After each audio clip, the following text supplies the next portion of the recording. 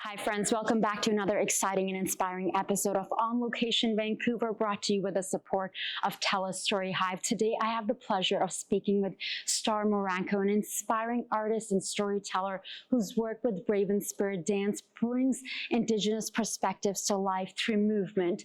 As a choreographer and performer, Starr's work is deeply rooted in cultural connection, community, and the power of dance as a form of storytelling and reclamation. I'm excited to dive into her journey and the impact of her artistry. So joining me now is Starr Muranko of Raven Spirit Dance, and we're here at Museum of Anthropology, and we just had a spectacular performance. A lot of little people joining in today. That was really fantastic. Can you tell us about your involvement with this year's festival, the Coastal Dance Festival? Sure. And also for those of the viewers who are not familiar about your work with Raven Spirit Dance. Sure, thank you. So my name's Starr Muranko. I'm the co-artistic director of Raven Spirit Dance. We're a contemporary Indigenous dance company based here in Vancouver, celebrating our 20th anniversary this year. And I'm Congratulations. Thank you so much. And I co-direct the company with Michelle Olson. And Michelle's from the Trondikwitchin First Nation up in the Yukon. And on my mom's side, we're from the Moose Cree First Nation, which is Northern Ontario. And so I live here in North Vancouver, and I've danced with the dancers of Dam Lahamid also for about 20 years now, and now dancing with my son as well.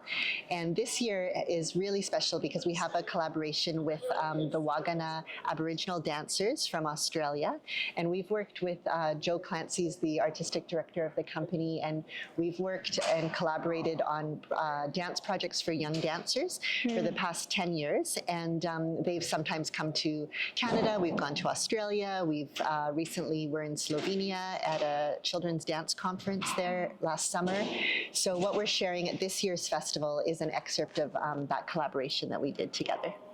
So beautiful, and it's so wonderful to see young ones involved and to see them and also in the audience, like all the young kids visiting from schools today, they could really feel like, okay, I want to jump in, I want to get right in there. Definitely the shows that we're doing at the festival during the day are very focused on young audiences, as you mentioned. So a lot of schools are coming. We really highlight and focus the young dancers in the festival at the school shows. And so that's during the day, and then in the evening show we have different performances that are happening, and on the weekend, but people are welcome to come and invited to come and really feel with their hearts, having open hearts, open minds. As you said too, there's almost like a familiarity sometimes that people feel when they hear the drum or they see the beautiful dancers in their regalia, and it's really about a time of sharing who we are, sharing where we are too, here in the beautiful Museum of Anthropology and all of the history here. And so definitely we love being able to see it as a circle with the audience. So the circle where we're sharing and the audience is sharing back as well. It is my first time experiencing the festival. What are your hopes?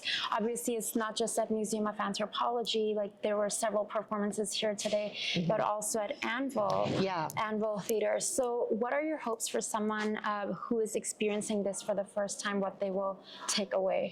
Yeah, so I would say to come with, if it's your first time, to have that open mind and open heart, and to really just come and experience it. It's very much about a gathering for people to come and celebrate Indigenous culture and how rich the history and the stories and the dances are. And I think that that's the power of the arts and of dance in particular, is that it's a bridge and a way that you can share, whether you're Indigenous or non-Indigenous. There's a way to have conversation around that, a way to experience that together, to move together. A lot of the dance groups will invite the audience to maybe sing for one of the songs, or to get up and move as well. That was my favorite part. Yeah, that was nice. Because I feel like it really, as the audience, you are jumping in there. Like I was moving my body from the get-go, but especially when he was like, he encouraged everyone to, hey, clap or sing or move and dance. Totally. That's really amazing. I would love to hear your thoughts on what role dance plays in cultural reclamation, and how does it help strengthen Indigenous identity and community? Yeah, I think for myself and for so many of my my colleagues and friends who are living and dancing their culture and practice, it's a way that we can not only share with those who are going to come to witness, but also to pass on the knowledge. You'll see, like today we had a lot of young dancers, you know, some as young as, you know, 4 or 5 years old, and a lot of dance groups come and bring their babies in their arms, and you know, we have all the way up to the grandparents joining us too. And so there's not only dance as the form, but there's teachings connected to the dance, how we carry ourselves, how we are in right relationship with each other and with the land. And so there's all of these teachings that are embedded in the dance practice. And in that way, we're able to pass it on to future generations. And because it is an oral history, and dance obviously is an embodied practice, it's a way that it can be practiced every day. So it's not something that you just go and read in a history book, but you're actually living and breathing the practice. When I'm dancing with my son and my niece and with the younger dancers that are at the festival, I think there's just that moment when you sort of look out and you see them so proud to be, you know, standing in who they are, knowing their culture, knowing their identity, things that maybe some of us didn't have the opportunity to grow up with and we had to find later on in life. The fact that there is no separation or break for them. They are just born into that culture and just practicing it from a very young age. My son, Sammy, was dancing here in the Great Hall. I think his first performance, he was about 9 months old, and I was, you know, carrying him still. And you know, and now to come back here, he's 7 now, and he feels very much at home here and very much at home in the culture. That's something that really touches me. That's beautiful. Thank you. Now, Raven Spirit Dance emphasizes being responsive and responsible to the community. How do you ensure your work remains deeply connected to the people and stories you represent?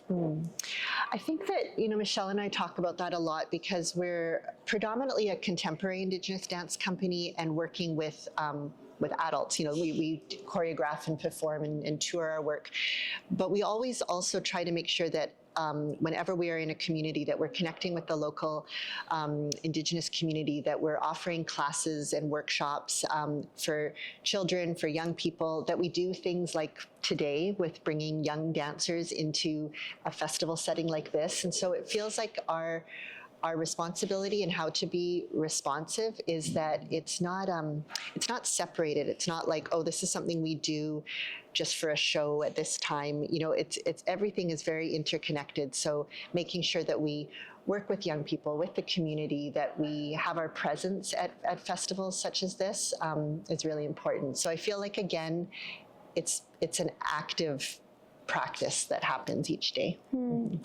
What would you say have been some of the challenges that you have faced bringing Indigenous storytelling to contemporary dance stages? I think that probably maybe one of the challenges that is now, I'm happy to say slowly but surely is evolving, is I think not so long ago people still really had in their idea what is contemporary, what is traditional, maybe this idea of what an Indigenous dance form should look like. And I think that myself and my colleagues and really Indigenous dance artists from not only across Canada but internationally too are all really trying to be a part of, I would say, educating, of asserting who we are, making space for Indigenous practice in places that maybe don't often have that representation. So I think that I don't know if it's challenge or maybe it's the opportunity to be able to move with the times that we're in right now. I feel like each generation has their own challenges that they have come up against. And so now we have the things that we're working towards so that those future generations have more doors opening for them. How do you see the future of Indigenous dance evolving? Obviously, you're a part of that, and both in Canada and globally. It's a very exciting time because I see all of these young artists, I see of all these young dancers and the ideas that they're bringing. And because, as I was saying before, they're being born into that culture and having that experience from a very young age, the the emerging Indigenous choreographers that I see coming up now, and they're what they're putting on stages is just very thoughtful, very. They're asserting who they are, they're clear in their identity, they're asking the hard questions. And so I feel like it's a very, very exciting time, and it's sort of just blossoming.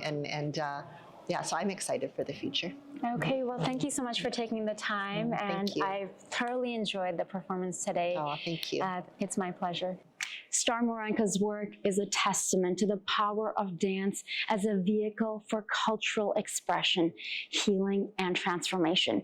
Through her leadership at Raven Spirit Dance, she continues to inspire and uplift Indigenous stories on both local and international stages. Until next time, I'm your host, Zara Durrani, and I'll catch you soon on Location Vancouver, brought to you with the support of TELUS Story Hive.